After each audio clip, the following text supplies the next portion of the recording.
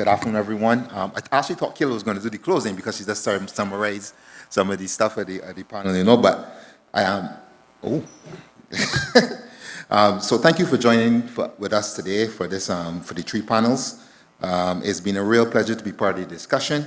Some of the reflections that came across all three panels that I thought was really interesting was that innovation matters. That came across all three, and it goes back to something Dr. Cott said. So when we first did DigiFish, one of the things we didn't have a specific piece of technology, and we converted it.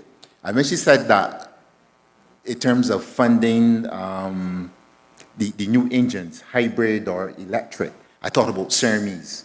And when I went to school in 2002, Dr. Oliver Headley, who was heading CERMES at that time, was the first person to put an engine on a bicycle. I know that's like a common thing, and that was over 20 years ago. So opportunity for CERMES, opportunity to work with our donors in the back. I see Becky still is here, and UK has some of the best engine builders, whether it be Rolls-Royce or Lockheed, UK, where they could always be those partnerships, and Compete is always willing to support these partnerships in terms of expanding and supporting the fisheries sector in the blue economy. The other thing too is the enabling environment, and it sounds like a lot of things are still need to be done.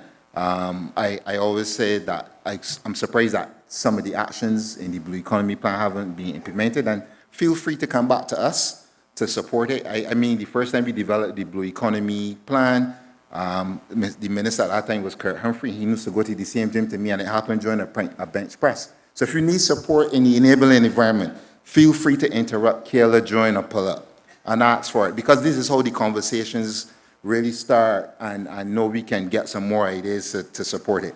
And of course, research and development at the end.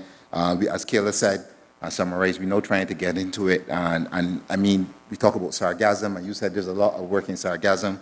We've already invested some funds in sargassum in St. Lucia, and there was some success, but more so lessons learned. And this is, again, is another conversation that we can have, especially when we develop the mechanisms that we want to really interact with university and the private sector. So I'm glad to hear there are all of these different initiatives at UWI funded by CIBC, and we will be happy to take these initiatives to the next level.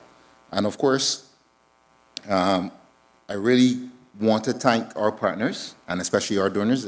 Again, some of them are still here. Without them, this Compete is not possible.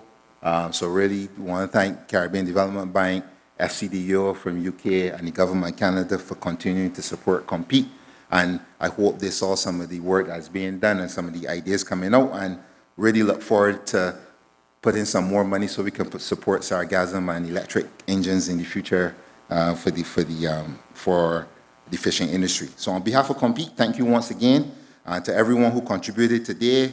As we look to continue to champion a stronger, more resilient, and more innovative Caribbean. Thank you.